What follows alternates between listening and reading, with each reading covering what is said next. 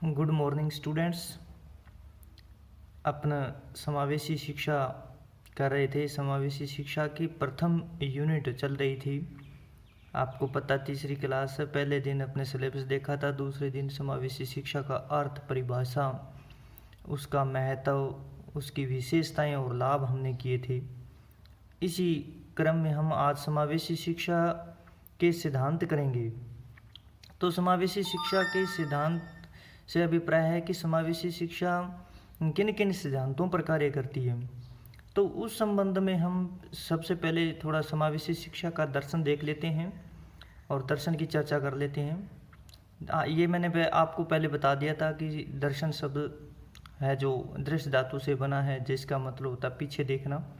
तो इसी क्रम में समावेशी शिक्षा के सिद्धांत को देखने से पहले हम थोड़ा पीछे देख लेते हैं, अर्थात उसके दर्शन के बारे में चर्चा कर लेते हैं।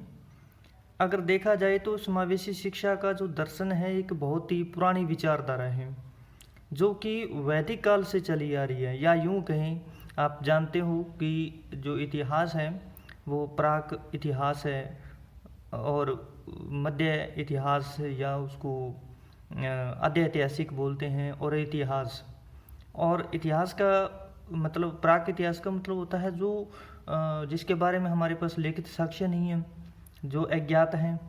और आद्य ऐतिहासिक का मतलब होता है कि जिसके बारे में लिखित साक्ष्य तो है, अर्थात लिपि का तो विकास हो गया, लेकिन उसको हम आज तक पढ़ नहीं पाए।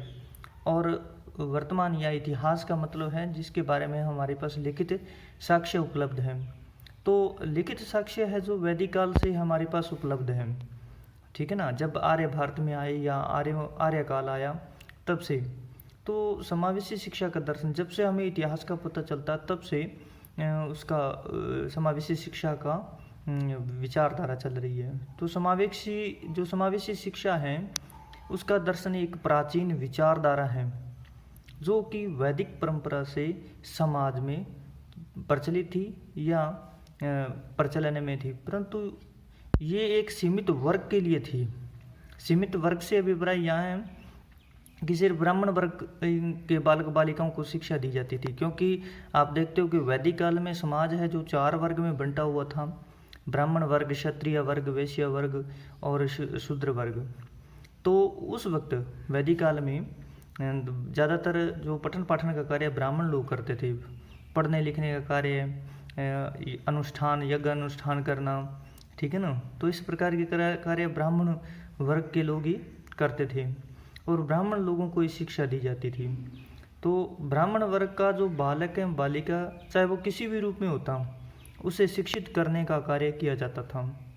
इसके अनेक उदाहरण हैं। ऐसे भी देखे जाते हैं कि ब्राह्मण बालक चाहे मंदबुद्धि हो, चाहे विकलांग हो, चाहे गरीब हो, परंतु उनके माता पिता द्वारा उनको शिक्षा प्रदान करने का कार्य अनिवार्य रूप से किया जाता था। लेकिन जैसे जैसे समाज में परिवर्तन हुआ तो शिक्षा मात्र ब्राह्मण वर्ग के लिए नहीं, बल्कि सभी जातियों के लिए उनके द्वार खोल दिए गए। यानी कि कोई भी जो आदमी है जो अपने बच्चों को शिक्षा दिलाना चाहता है, दिला सकता है। और इस संबंध में वर्तमान में सरकार है जी, उसकी अनेक आरक्षण नीतियाँ चलने लगी हैं। दलित वर्ग हैं, अनुसूचित ये लोग हैं, या विकलांग वर्ग हैं, अनुसूचित जनजाति हैं, अल्पसंख्यक हैं, माइनॉरिटीज़, इन सब को शिक्षा और विकास की मुख्य धारा से संबंधित करने के लिए प्रयास किए जाने लगे। इस प्रकार शिक्षा का जो क्या हुआ, सार्वभौमिकरण का युग प्रारंभ हुआ। समावेशी शिक्षा का दर्शन जो हम देखते हैं कि वैदिक काल में एक बीज के रूप में था, आज उसने एक विशाल रूप या वटवृक्ष का रूप धारण कर लिया है। वर्तमान समय में आज शिक्षा सभी के लिए है।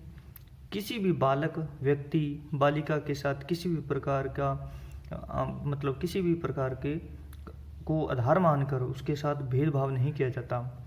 चाहे वो लड़का है, चाहे लड़की है, चाहे माइनॉरिटी है, चाहे SC का है, चाहे ST का है, चाहे OBC का है, चाहे जनरल कैटेगरी का है, चाहे ब्राह्मण है, सबको शिक्षा समान रूप से दी जाती है। आज विद्यालयों का स्वरूप भी सार्वजनिक एवं प्रजातांत्रिक हो गया है, मतलब वहाँ सभी को साथ शिक्षा दी जाती है। और वर्तमान समय में समावेशी शिक्षा का दर्शन शिक्षण प्रत्यक्षीकरण कार्यक्रम का एक अंग हो गया कि प्रत्यक्ष रूप से शिक्षा दी जाएगी। आज जिस प्रकार एक छात्र अध्यापक को आदर्शवाद, प्रकृतिवाद, प्रयोजनवाद का ज्ञान प्रदान किया जाता है विद्यालयों में, चाहे तो बीएड शिक्षण संस्था है, चाहे बीएसटीसी शिक्षण संस्था है, या किसी भी प्रकार की शिक्षण प्रशिक्षण संस्था जहाँ पर छात्र अध्यापकों को शिक्षा दी जाती है, उन्हें आदर्शवाद और प्रकृतिवाद, प्रयोजनवाद का ज्ञान प्रदान किया जाता है। ठीक उसी प्रकार जो समावेशी शिक्षा के दर्शन का ज्ञान प्रदान किया जाना आवश्यक हो गया है, क्योंकि उसको अपने भावी जीवन में जिस विद्यालय में जाना होगा, किसको, प्यूपल टीचर को या छात्र अध्यापक को, जिस भी विद्यालय में, क्योंकि वो टेक्निकल यहाँ से तकनीक सीखकर या प्रशिक्षण प्राप्त करके किसी न किसी विद्यालय में जाएगा, तो जिस भी विद्यालय में जाएगा वो इस दर्शन का उपयोग करेगा। समावेशी शिक्षा का वातावरण उपस्थित करना होगा उस प्यूपल टीचर को या छात्र अध्यापक को, और वर्तमान में जो यह दर्शन है विश्वव्यापी दर्शन के रूप में स्वीकार किया जाता है। अब हम देखते हैं समावेशी शिक्षा के सिद्धांत।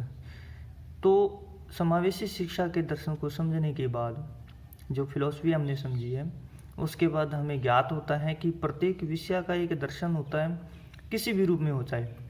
इस प्रकार समावेशी शिक्षा के दर्शन के भी आधारभूत सिद्धांत होते हैं, जिनके आधार पर वह दर्शन जाना जाता है।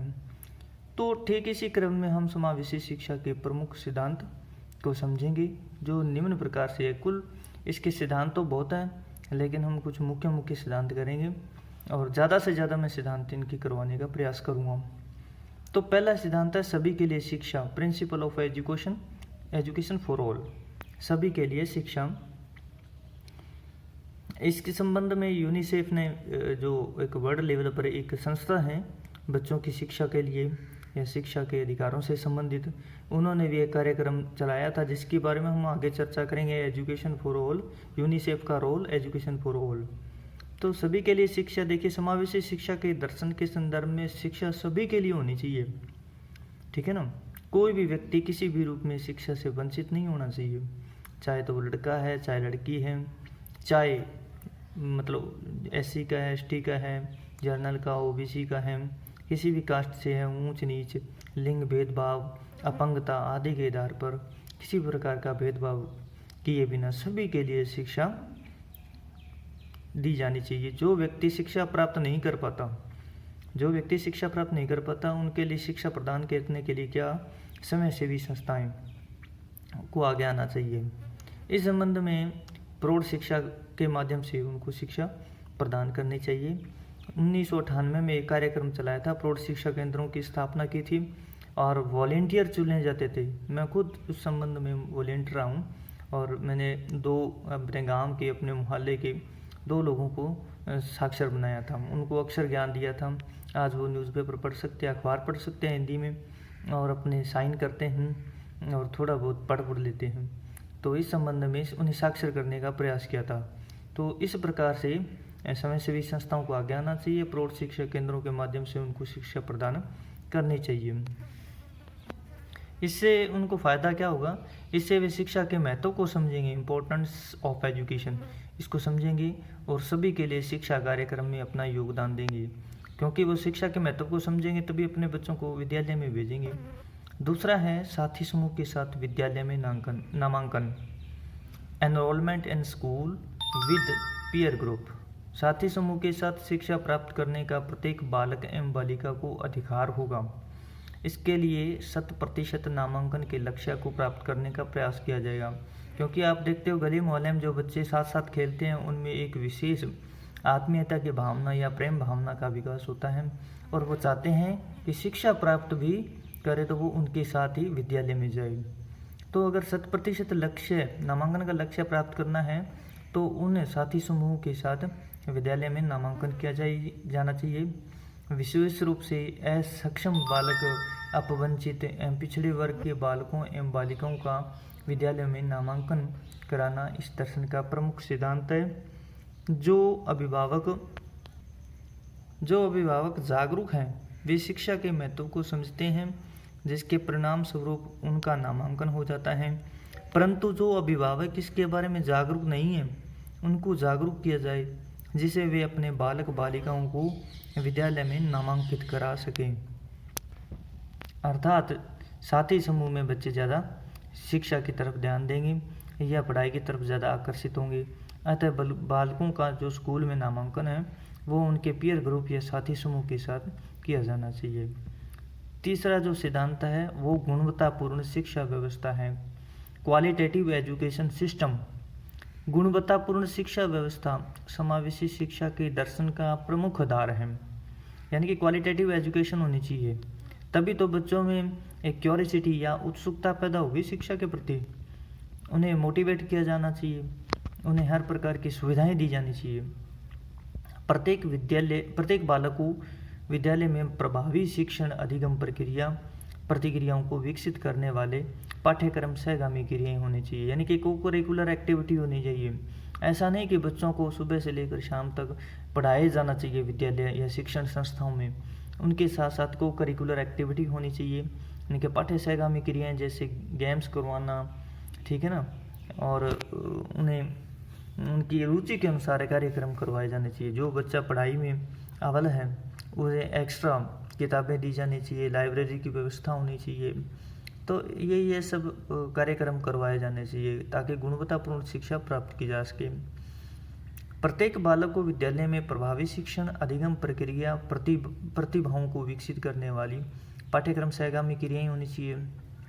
साथ में शौचाधिकारियों से निवृत्त होने के लिए शौचालय होने चाहिए, पीने का साफ और स्वच्छ पानी होना चाहिए, खेल के मैदान होने चाहिए और विद्युतीकरण होना चाहिए। विद्यालयों में लाइट की व्यवस्था होनी चाहिए, ठीक है ना, ताकि उन्हें किसी प्रकार की परेशानी का सामना न करना पड़े हो, एवं अन्य आवश्यक सुविधाएं बालकों को उपलब्ध होनी चाहिए। इसके साथ साथ बालक बालिकाओं को ध्यान में रखकर विद्यालय के स्वरूप का निर्धारण करना चाहिए, क्योंकि जहाँ पर को एजुकेशन स्कूल्स होते हैं, अगर देखा जाए तो आजकल सरकारी स्कूल लगभग 90% हम मान सकते हैं, 90% को एजुकेटेड शिक्षण संस्थाएं हैं। तो वहाँ पर उन बालक बालिकाओं को ध्यान में रखकर ही शिक्षा व्यवस्था की जानी चाहिए, जिससे इन छात्रों को किसी भी प्रकार की सुविधा का विद्यालय में अनुभव न हो। चौथा जो शिक्षण का सिद्धांत है, समावेशी शिक्षा का सिद्धांत है, वो सहयोगी सेवा आधारित दर्शन है, सपोर्टिव सर्विस बेस्ड फिलोसफी। समावेशी शिक्षा के सैद्धांतिक दर्शन के अंतर्गत सहयोगी सेवाओं को महत्वपूर्ण स्थान दिया जाता है, ठीक है ना। समावेशी शिक्षा के जो सैद्धांतिक दर्शन है या दर्शन का ये जो सिद्धांत है उसमें सहयोगी सेवाओं को महत्वपूर्ण स्थान दिया जाता है, क्योंकि अपवंचित, पिछड़े एवं अन्य बालकों जैसे असक्षम बालकों में एक सहायता की स्थिति पाई जाती है। सहायता की स्थिति पाई जाती है मतलब उनमें असहाय होते हैं, वो उन्हें किसी न किसी प्रकार की सहायता की ज़रूरत होती है। तो समावेशी शिक्षा के दर्शन द्वारा उस असहायता को दूर करने के लिए सहायक सेवाओं को उपलब्ध करवाया जाना चाहिए। ये सहायक सेवाएं बालक के परिवार से शुरू होती हैं, क्योंकि प्रत्येक अभिभावक द्वारा जो प्रथम अवस्था में बालकों को शिक्षा प्राप्त करने के प्रति जागरूक किया जाता है। इसके पश्चात विद्यालय में शिक्षक, प्रधानाध्यापक एवं प्रबंध द्वारा सहायक सेवाओं की व्यवस्था की जानी चाहिए। इस प्रकार सहयोगी सेवाओं का क्रम चलता रहता है। जो पांचवा सिद्धांत है वो है सहभागिता आधारित सिद्धांत। तो पार्टिसिपेंट बेस्ड प्रिंसिपल है। समावेशी शिक्षा के दर्शन का प्रमुख आधार सहभागिता है, अर्थात सबको समान रूप से हर एक्टिविटी में, जैसे हम पीछे बात करके हैं को करिकुलर एक्टिविटी, पाठ्य सहगामी क्रियाएं, उसमें सबकी सहायता ली जानी चाहिए। चाहे तो कोई क्विज रखी हो, चाहे कोई गेम्स हो या कोई अन्य एक्टिविटी, म्यूजिक वगैरह हो, सांस्कृतिक कार्यक्रम हो, उन सब में उनकी सहभागिता होनी चाहिए। उनके साथ किसी प्रकार का भेदभाव नहीं होना चाहिए। अगर हम बालकों के साथ भेदभाव करते हैं तो उनमें हीन भावना आ जाती है और उनकी जो ऑलराउंड डेवलपमेंट का जो लक्ष्य है, चौमुखी विकास का जो लक्ष्य है, उसे प्राप्त करने से वंचित रह जाते हैं। इसमें प्रत्येक असक्षम, अपवंचित एवं पिछड़े बालक बालिकाओं को यह नहीं लगना कि विकलांगता के आधार पर उनकी सहभागिता नहीं ली जाती है। जब तक उन्हें यह नहीं लगे सके कि I can not do it या आई कांट डू इट, मैं ऐसा नहीं कर सकता, तब तक उनकी सहभागिता होनी चाहिए और उन्हें मोटिवेट किया जाना चाहिए, उन्हें बार बार उकसाना चाहिए कि आप ऐसा कर सकते हो, ठीक है ना। तथा सामान्य छात्रों की सहभागिता ली जाती है उसके आधार पर। इसलिए प्रत्येक गतिविधि एवं कार्यक्रम को इस प्रकार निश्चित किया जाना चाहिए जिससे सामान्य और असक्षम छात्र छात्राओं की समान सहभागिता हो। विद्यालय व्यवस्था में खेल, पाठ्य सहगामी क्रियाओं का संगठन तथा संचालन इसी आधार पर होना चाहिए। अर्थात बच्चों को ऐसा लगना ही नहीं चाहिए कि उनके साथ अपंगता के कारण या मेंटली रिटायर्ड होने के कारण या किसी प्रकार के शारीरिक दोष के कारण उनकी सहभागिता नहीं है। उन्हें साथ में जोड़ने का और समाज की मुख्य धारा के साथ जोड़ने का प्रयास किया जाना चाहिए। तो आज के लिए इतना ही। तो डियर स्टूडेंट्स, आपके बार बार कमेंट आ रहे थे कि सर क्लियरिटी नहीं है, साफ नहीं है। इस संबंध में मैं PDF फाइल भेज देता हूँ और टेक्निकल समस्या के कारण ऐसा होता है और मैं ज़्यादा से ज़्यादा प्रयास करता हूँ कि ज़्यादा से ज़्यादा मैं इसमें सुधार करने की कोशिश करूँ, लेकिन जो टेक्निकल समस्या आती है उसका कारण ये है कि मुझे इतना थोड़ा नॉलेज नहीं है। धीरे धीरे मैं इसमें सुधार करने का प्रयास कर रहा हूँ और आप इस वीडियो को लाइव देखें और बार बार देखें, लाइव तो नहीं बार बार देखें। और मैंने जैसा पहले ही बताया था कि ये जो सब्जेक्ट है अपना काफ़ी डिफ़िकल्ट और टेक्निकल सब्जेक्ट है, इसको समझने का प्रयास करें। धन्यवाद। आज के लिए इतना ही।